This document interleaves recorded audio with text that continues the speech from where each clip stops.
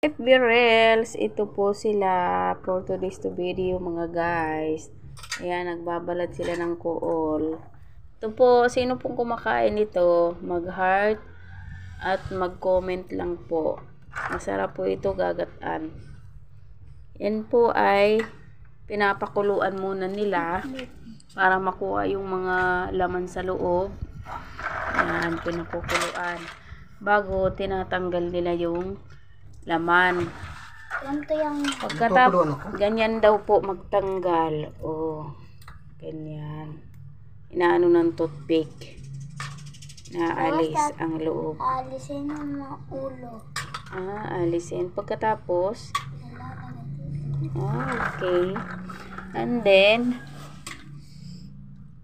mamaya ay lalamasin nila yan sa asin at saka suka.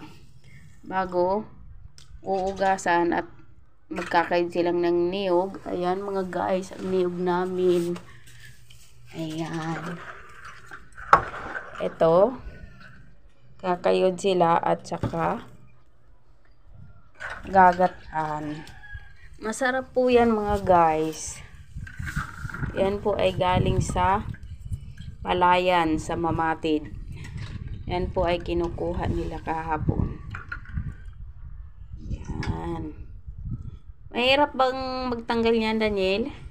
Hindi. Hindi mahirap kasi nga niluluto na nila.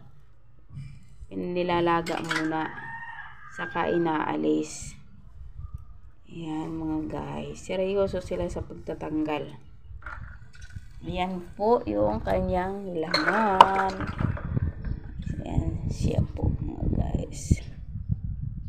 Masarap po siya pag na luto na. So ayan mga guys, thank you for watching and God bless sa atin lahat at mapagpalang Sunday sa atin at happy Sunday sa inyong lahat mga guys. Thank you po sa suporta sa inyo sa aking FB Reels. God bless po.